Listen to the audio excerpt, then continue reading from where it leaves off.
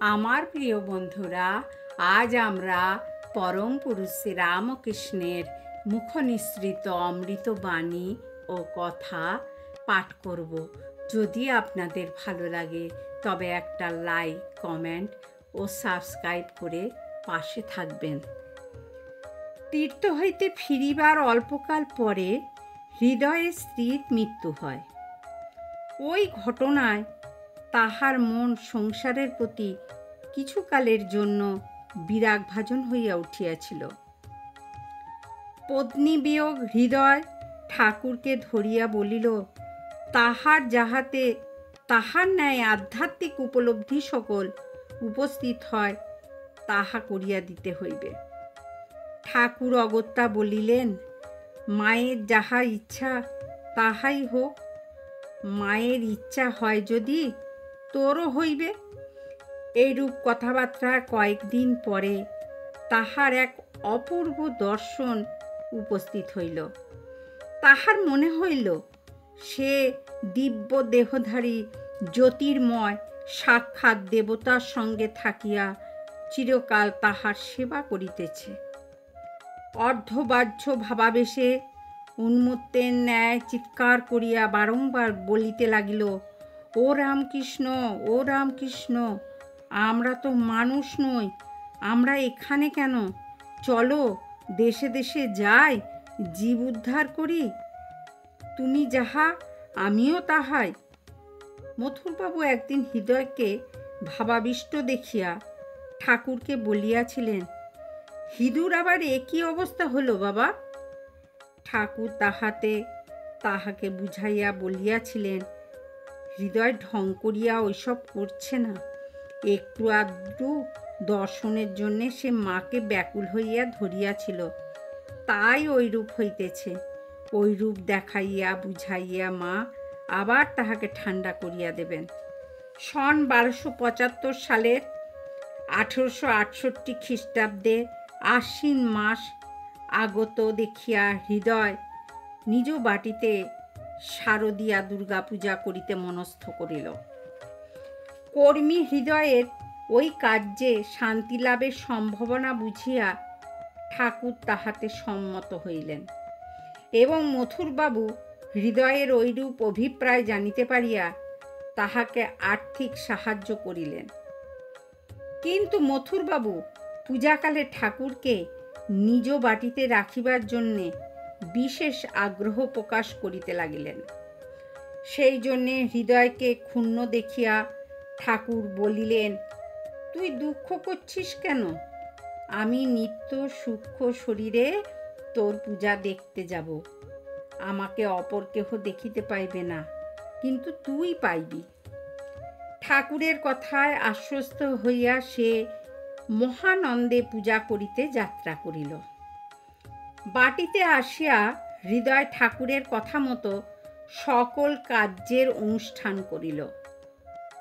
সপ্তমী পূজার সাঙ্গ করিয়া রাত্রে নিরাজন করিবার কালে হৃদয় দেখিতে পাইল ঠাকুর জ্যোতির্ময় শরীরে প্রতিমার পার্শ্বে ভাবাবিষ্ট হইয়া দণ্ডায়মান রহিয়াছেন। ওই রূপে প্রতিদিন ওই সময় এবং সন্ধি পূজাকালে সে দেবী প্রতিমার পার্শ্বে ঠাকুরের দিব্য দর্শন লাভ করিয়া মহোৎসাহে পূর্ণ হইল। শারদীয়া পূজান্তে হৃদয় দক্ষিণেশ্বরে প্রত্যাবর্তন করিয়া তাহার ওই বিষয়ক দর্শনের কথা ঠাকুরকে নিবেদন করিলে ঠাকুর বলিলেন, আরতি ও সন্ধি পূজার সময় তোর পূজা দেখবার জন্যে বাস্তবিকই প্রাণ ব্যাকুল হইয়া উঠিয়া আমার ভাব হইয়া গেছিল এবং অনুভব করিয়াছিলাম যেন জ্যোতির্ময় শরীরে জ্যোতির্ময় পদ দিয়ে তোর চণ্ডীমণ্ডপে উপস্থিত হইয়াছি। ঠাকুরের পবিত্র সঙ্গে দীর্ঘকাল থাকা সত্ত্বেও হৃদয়ের অহংকার ও দাম্ভিকতা উত্তরোত্তর বৃদ্ধিপ্রাপ্ত হইতেছিল। ঠাকুরও ভাবিলেন, হৃদয় যদি অন্যত্র চলিয়া যায় তো যাক। সিদ্ধ সংকল্প ঠাকুরের ইচ্ছা ব্যর্থ হইবার নহে। 1881 খ্রিস্টাব্দের কোনো এক উৎসব উপলক্ষে মথুরামোহনের পুত্র শ্রীযুক্ত ত্রৈলোক্যনাথ বিশ্বাস আত্মীয়বর্গ দক্ষিণেশ্বরে আগমন করেন।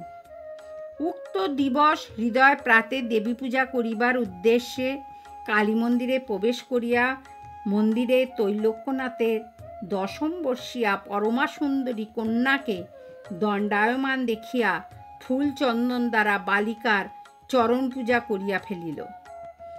এই সংবাদ ত্রৈলোক্যনাথের কর্ণগোচর হওয়ায় তিনি বালিকার ও সপরিবারের অমঙ্গল আশঙ্কা করিয়া অত্যন্ত বিরক্ত ও ক্ষুব্ধ হইয়া উঠিলেন।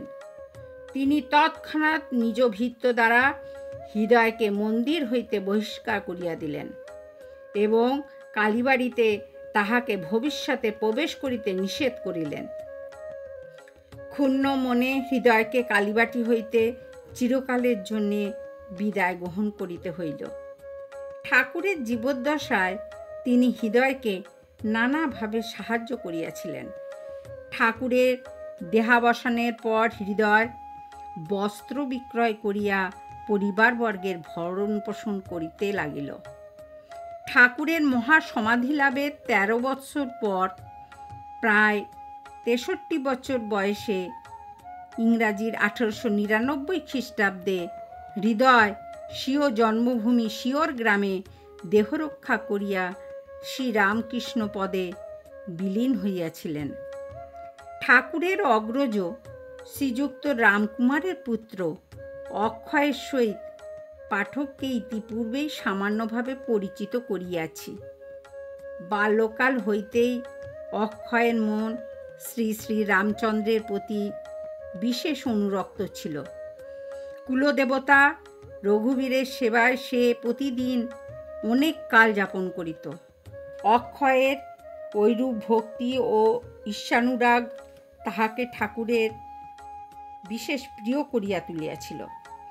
1869 খ্রিস্টাব্দে কামারপুকুরে অনতি দূরে কুচেকোল নামক গ্রামে এক কন্যার সহিত অক্ষয়ের বিবাহ হয়। কিন্তু বিবাহে কয়েক মাস পরে শ্বশুরালয়ে যাইয়া অক্ষয়ের কঠিন পীড়া হইল। শ্রীযুক্ত রামেশ্বর সংবাদ পাইয়া তাহাকে কামারপুকুরে আনাইলেন এবং চিকিৎসাদি দ্বারা আরোগ্য করাইয়া পুনরায় দক্ষিণেশ্বরে পাঠাইয়া দিলেন। এখানে আসিয়া তাহার স্বাস্থ্যের বিশেষ উন্নতি হইতেছে না বলিয়া বোধ হইতে লাগিল। এমন সময় সহসা একদিন অক্ষয়ের জ্বর হইল। 3-4 দিনেও অক্ষয়ের জ্বরের উপশম হইল না দেখিয়া ঠাকুর এখন হৃদয়কে ডাকিয়া বলিলেন, হৃদু, ডাক্তাররা বুঝতে পারছে না অক্ষয়ের বিকার হয়েছে। ভালো চিকিৎসক এনে আশ মিটিয়ে চিকিৎসা কর, ছোড়া কিন্তু বাঁচবে না। ঠাকুরের ওইরূপ কথা শুনিয়া হৃদয় বিশেষ উদ্বিগ্ন হইল এবং সুচিকিৎসকগণকে আনাইয়া অক্ষয়ের পীড়া আরোগ্যের জন্য নানাভাবে চেষ্টা করতে লাগল। অনন্তর প্রায় 1 মাস ভুগিবার পরে অক্ষয়ের অন্তিম কাল আগত দেখিয়া ঠাকুর তাহার শয্যাপার্শ্বে উপস্থিত হইয়া বলিলেন, অক্ষয়, বল গঙ্গা নারায়ণ ওং রাম। অক্ষয় 1-2 করিয়া 3 বার ওই মন্ত্র আবৃত্তি করিবার পরক্ষণে তার প্রাণবায়ু দেহ হইতে নিষ্কৃত হইল। বন্ধুরা, আজ এই পর্যন্ত। আবার আমরা আগামীকাল পড়ব। আপনারা শুনবেন, কিন্তু খুব ভালো লাগবে, মন প্রাণ আনন্দে পরিপূর্ণ হয়ে যাবে। জয় ঠাকুর, জয় মা, জয় স্বামীজি।